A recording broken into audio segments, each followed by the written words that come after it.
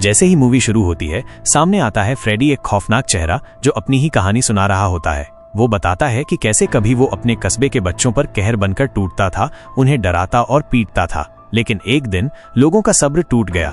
गुस्से से भरे कस्बे वालों ने मिलकर फ्रेडी को आग के हवाले कर दिया। लगा कि कहानी खत्म हो गई, लेकिन नहीं, ये तो उसकी शुरुआत थी। वो मरा नहीं, बल्कि एक ऐसी रूह बन गया जो सपनों में आकर बच्चों का शिकार करने लगा। अब जब भी कोई बच्चा सोता, फ्रेडी उसके ख्वाबों में दाखिल होता और उसे वहीं मार डालता। वो उनके डर से ताकतवर होता गया। जितना डर उतनी उसकी ताकत। डर ही उसका असली हथियार था। धीरे धीरे वो एक खौफनाक लीजेंड बन गया, एक ऐसा नाम जिससे बच्चे ही नहीं बड़े भी कांपते थे। लेकिन फिर इस छोटे से शहर के लोगों ने एक चाल चली। उन्होंने तय किया कि फ्रेडी को भूल जाना ही उसे हराने का तरीका है। न कोई उसका नाम लेगा, न कोई मानेगा कि वो कभी था।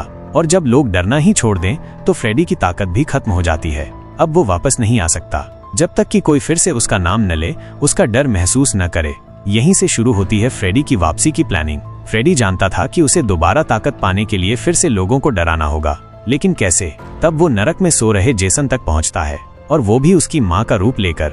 फ्रेडी उस रूप में जेसन को जगाता है। उठो बेटा, जाकर एल्म स्ट्रीट पर तबाही मचाओ, बच्चों को मारो ताकि लोग फिर से डरें और मुझे याद करें। माँ की आवाज सुनकर जेसन कुछ नहीं बोलता। वो बस उठता है और बिना एक शब्द कहे अपनी मंजिल की ओर चल पड़ता है। कट 2। अब हम लॉरी को देखते हैं, एक सिंपल सी लड़की जो अपने डैड के साथ रहती है। उस रात उसका डैड घर पर नहीं था, इसलिए उसकी 2 दोस्त उसके साथ थीं। दोस्तें उसे चीयर करने की कोशिश कर रही थीं, क्योंकि लॉरी थोड़ा उदास थी। वो कहती है कि उसे अपने बचपन का दोस्त विल बहुत याद आ रहा है। अब डर, खून और यादों की शुरुआत होने वाली थी। विल उन गुमशुदा लोगों में से एक था जो सालों पहले अचानक शहर से लापता हो गया था। किसी को नहीं पता था कि वो अब कहाँ है, या जिंदा भी है या नहीं। लॉरी के लिए वो सिर्फ एक याद बनकर रह गया था, लेकिन एक ऐसी याद जो आज भी उसके दिल में जिंदा थी। उधर लॉरी की एक दोस्त जब किचन में पानी लेने जाती है तो उसका ध्यान पीछे के खुले दरवाजे पर जाता है। दरवाजा खुला देख उसका दिल थोड़ा तेज धड़कता है, लेकिन वो इसे नजरअंदाज कर देती है। पर उसे क्या पता था कि जेसन उसी रास्ते से अंदर आ चुका है। वो अब चुपचाप ऊपर की मंजिल की तरफ बढ़ रहा था, जहाँ लॉरी की दोस्तें मौजूद थीं। जेसन ऊपर पहुंचता है और जैसे ही मौका मिलता है, उनमें से एक लड़की को बर्बरता से मार डालता है। उसकी चीख तक सुनाई नहीं देती। उसी वक्त दूसरी दोस्त जो बाथरूम में थी, वहां खून से सना फर्श देखती है। डर से कांपती हुई वो बाहर निकलती है और अपनी दोस्त की लाश को दर्दनाक हालत में पाती है, लेकिन कातिल वहां से गायब था। कोई नहीं जान पाया कि ये भयानक कांड किसने किया।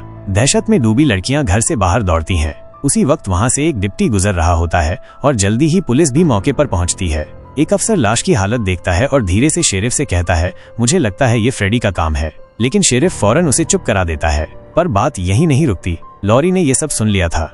यही तो फ्रेडी चाहता था, लोग उसका नाम लें, उसका जिक्र करें और सबसे जरूरी उससे डरें।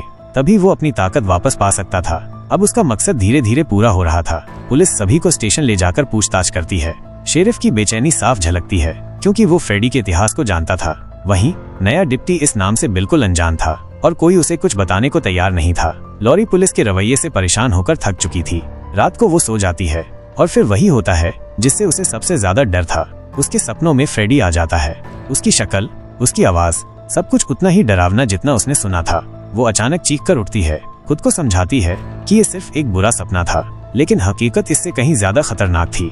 इसी दौरान लॉरी का एक दोस्त शराब के नशे में डूबा हुआ था और सो चुका था। फ्रेडी उसके सपनों में भी आ घुसता है।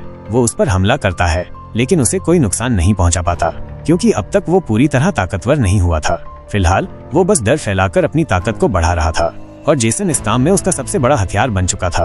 कुछ देर बाद लॉरी का वही दोस्त नींद से उठता है और देखता है कि उसके पास उसके पिता चुपचाप बैठे हुए हैं। वो न हिल रहे थे, न कुछ बोल रहे थे। जब वो उन्हें छूता है, उनके सिर का हिस्सा सीधा नीचे गिर पड़ता है। इससे पहले कि वो कुछ समझ पाता, जेसन उसे भी मार देता है, बिना एक भी मौका दिए। इसके बाद सीन कट होता है और हमें एक अस्पताल का कमरा दिखता है। वहाँ एक लड़का न्यूज देख रहा होता है, वही न्यूज जो लॉरी के घर में हुई वारदात के बारे में थी। यही लड़का था विल, लॉरी का बचपन का दोस्त जो सालों से लापता था। न्यूज देखते ही उसके चेहरे पर घबराहट आ जाती है। वो समझ जाता है कि अब उसे लौटना होगा, क्योंकि जो कुछ हो रहा है उसमें लॉरी खतरे में है। विल के मन में एक भयानक शक उभरता है, क्या उसके पिता ने लॉरी की मां को मार दिया था? क्योंकि उसने खुद देखा था एक रात अपने पिता को खून से सने हाथों के साथ। लॉरी शायद उस वक्त वहीं थी, उसने भी कुछ देखा होगा। ये सोचते हुए विल अपने दोस्त के साथ ये राज शेयर करता है जो उसी अस्पताल में उसके साथ था। और यहीं से हमें पता चलता है कि ये दोनों ही नहीं, बल्कि बाकी भी जो वहां थे, सब फ्रेडी के शिकार थे। उन्हें इस दूर दराज अस्पताल में इसलिए रखा गया था ताकि फ्रेडी का नाम किसी की जुबान पर ना आए। उन्हें दवाइयों पर रखा गया ताकि वो सो न सकें, सपने न देख सकें और इस तरह फ्रेडी से दूर रहें, क्योंकि फ्रेडी सिर्फ उन्हीं तक पहुंच सकता था जो उसे अपने सपनों में जगह देते थे। पुलिस और प्रशासन का मकसद साफ था, फ्रेडी को भुला दो, और ये काम काफी हद तक सफल भी रहा। लेकिन विल को चैन नहीं था, उसे लॉरी की चिंता खाए जा रही थी। तभी उसके दोस्त के दिमाग में एक आइडिया आता है। वो एक नर्स का पर्स चुरा लेता है जिसमें अस्पताल की चाबियां होती हैं। रात होते ही दोनों भाग निकलते हैं। उधर लॉरी हर हाल में नींद से बचने की कोशिश कर रही थी। उसे हर बार सपने में फ्रेडी दिखता था, इसलिए वो अपने पिता की मर्जी के खिलाफ जाकर स्कूल जाने का फैसला करती है, क्योंकि स्कूल में कम से कम नींद नहीं आती। उसी वक्त एक पुलिस अफसर लॉरी के पिता को खबर देता है कि विल और उसका दोस्त अस्पताल से फरार हो चुके हैं। ये सुनकर वो बौखला उठता है, क्योंकि ये सब उसकी ही प्लानिंग थी कि लॉरी को ऐसे माहौल में रखा जाए जहां उसे फ्रेडी का कोई नामो निशान न मिले। लॉरी स्कूल पहुंचती है और वहां उसे एक और डरावनी खबर मिलती है, एक और दोस्त की मौत। पुलिस कहती है कि उसने पहले अपने दोस्त को मारा, फिर अपने पिता को और फिर आत्महत्या की कोशिश की। लेकिन लॉरी को यकीन था कि ये सब फ्रेडी का ही किया धरा है। पुलिस ये सब झूठ फैला रही थी ताकि फ्रेडी का नाम फिर से न उभरे, लेकिन अब ऐसा होना मुमकिन नहीं था क्योंकि डर का असर फैल चुका था। लॉरी अपने बाकी दोस्तों से अपने सपनों के बारे में बात करती है कि वो फ्रेडी को देख रही है, महसूस कर रही है। आसपास खड़े छात्र भी उसकी बात सुनते हैं और अब डर धीरे धीरे सबके अंदर फैलने लगता है।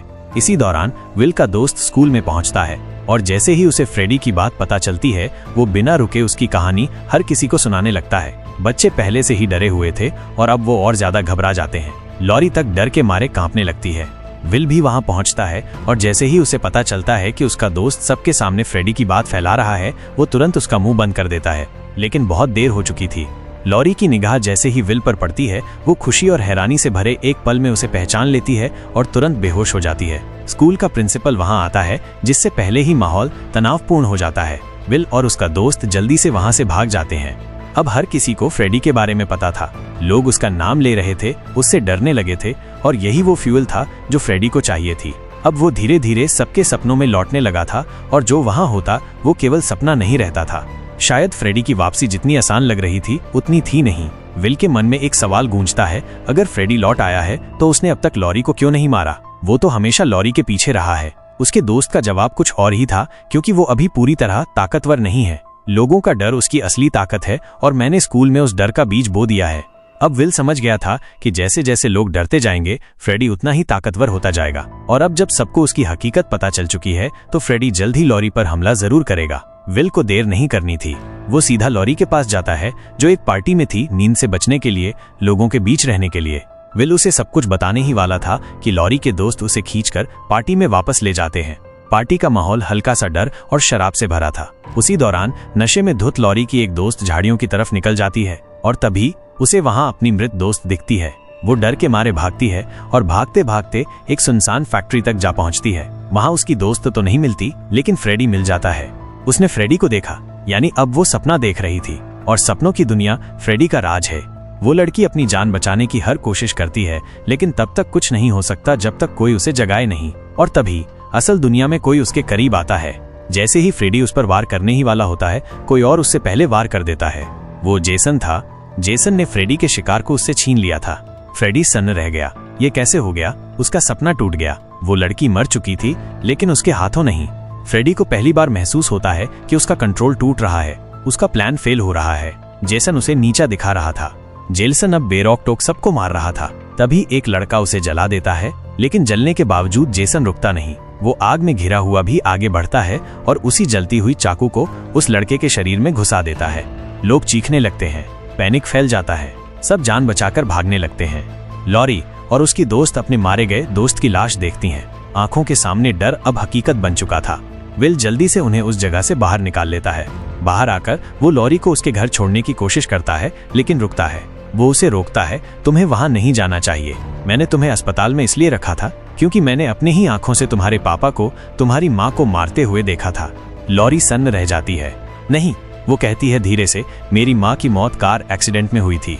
इसी बीच लॉरी का पिता वहां आ जाता है। वो गुस्से में दिख रहा था और उसे जबरदस्ती घर के अंदर ले जाने की कोशिश करता है।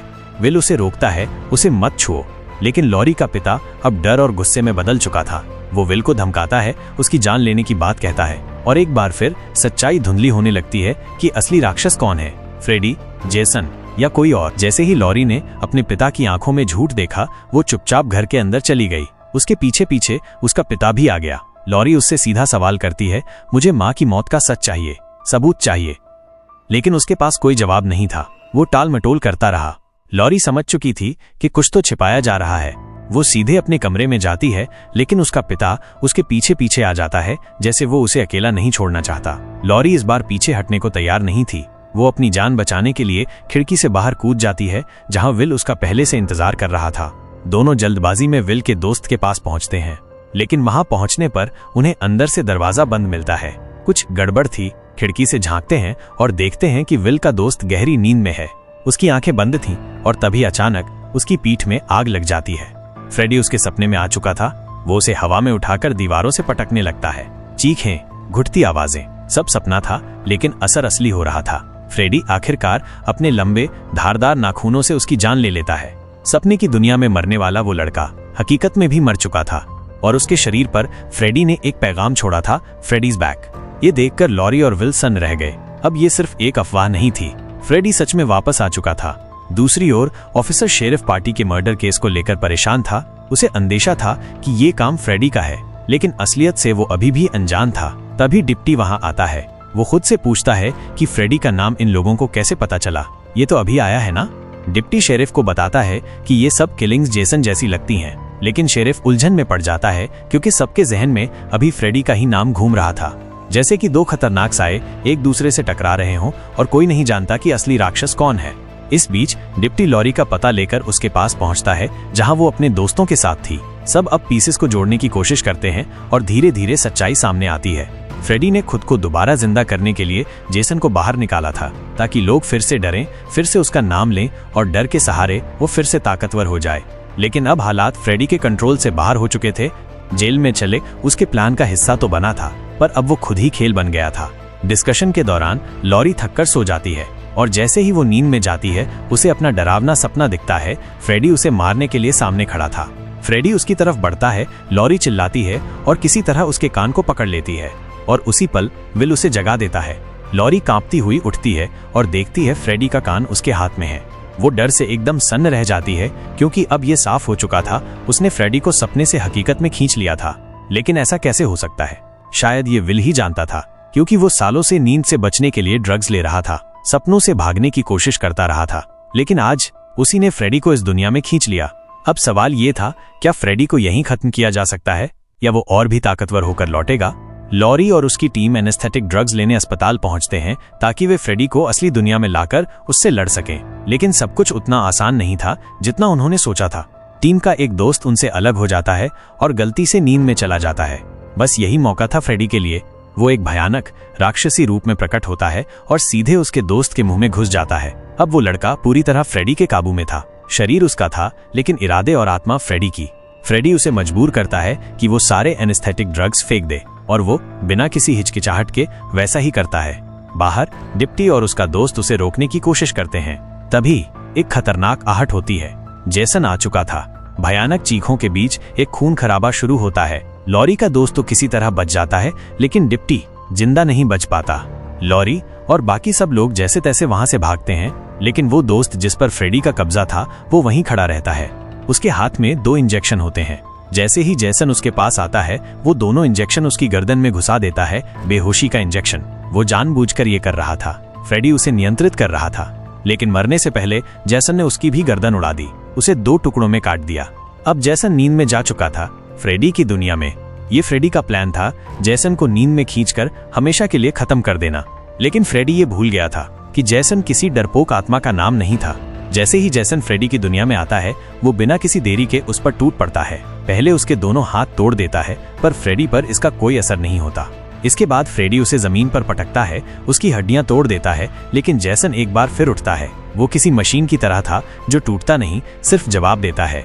जेसन उसे फेंक देता है, जिससे वहां की लोहे की पाइपें टूट जाती हैं और उनसे पानी बहने लगता है। यही फ्रेडी के लिए एक खुलासा था। उसे समझ में आता है कि पानी जेसन की कमजोरी है। फ्रेडी इस डर का फायदा उठाने लगता है। वो उसे वहीं ले जाता है जहां जेसन की मां की मौत हुई थी, उसकी सबसे गहरी यादें, उसका सबसे बड़ा डर। साथ ही उसे और इंजेक्शन दिए जाते हैं ताकि वो सोता ही रहे। फ्रेडी जानता था कि जब तक जेसन नींद में है, वो जीत सकता है, लेकिन प्लान पूरी तरह वैसा नहीं चलता। एनेस्थीसिया की कमी हो रही थी। फ्रेडी के पास कंट्रोल था पर वक्त नहीं। जब लॉरी और उसके दोस्त ये महसूस करते हैं कि वो फ्रेडी को सपनों में हरा नहीं सकते, तो उनका अगला स्टेप तय हो जाता है, फ्रेडी को असली दुनिया में खींचना। और यही होता है। जैसे ही फ्रेडी जागता है, उनकी वैन बेकाबू हो जाती है और हादसे का शिकार हो जाती है। हादसे में जेसन वैन से बाहर गिरता है और जब फ्रेडी अपनी आंखें खोलता है, उसे एहसास होता है अब वो सपनों की दुनिया में नहीं है, ये जेसन की दुनिया है। अब पासा पलट चुका था। जेसन उसे देखता है और इस बार वो उसे खींचते हुए मैदान की ओर ले जाता है। अब असली टक्कर होने वाली थी फ्रेडी वर्सेस जेसन, और इस बार कोई सपना नहीं, सिर्फ मौत हकीकत में थी। लॉरी और विल की स्थिति अब बहुत ही खतरनाक हो गई थी। उनके पास भागने का कोई रास्ता नहीं था। तभी अचानक लॉरी के घायल दोस्त की भी मौत हो जाती है और दोनों भागने की कोशिश करते हैं, लेकिन तभी फ्रेडी उन्हें पकड़ लेता है। इस दौरान लॉरी का दोस्त, जो पहले फ्रेडी के कब्जे में था, अब खुद में वापस आ जाता है।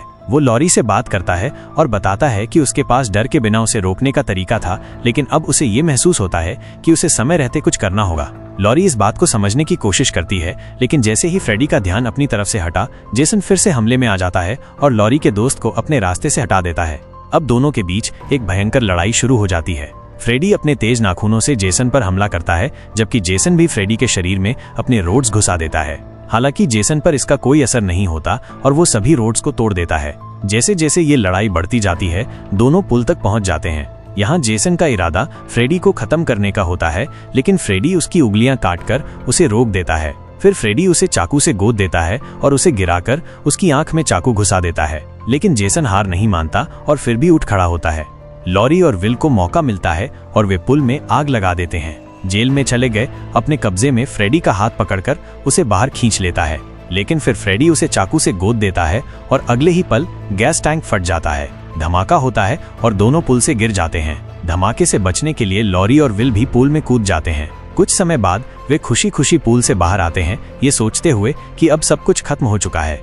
लेकिन तब अचानक फ्रेडी कटारी लेकर उनके पास आता है और उन पर हमला करने की कोशिश करता है। इस बीच जेसन अपनी पंजों से फ्रेडी को पकड़कर उसे पूल में फेंक देता है। फ्रेडी अभी भी जिंदा था और अब लॉरी ने उस पर हमला किया। उसने कटारी से उसका सिर काट डाला। फ्रेडी का शरीर और सिर पानी में डूब जाते हैं और उनका दुस्वप्न आखिरकार खत्म हो जाता है। लॉरी और विल वहां से बाहर निकल जाते हैं, राहत की सांस लेते हुए। अगले सुबह जेसन पानी से बाहर आता है। उसके चेहरे पर जीत की भावना होती है। हाथ में फ्रेडी का सिर पकड़कर वो उसे दिखाता है। सिर पर एक ईविल स्माइल था और तभी फिल्म खत्म हो जाती है। अगर आपको ये कहानी पसंद आई हो तो एक लाइक जरूर ठोक देना। सब्सक्राइब करना बिल्कुल मत भूलना, क्योंकि ऐसी ही दमदार और डरावनी कहानियां मैं लेकर आता रहूंगा।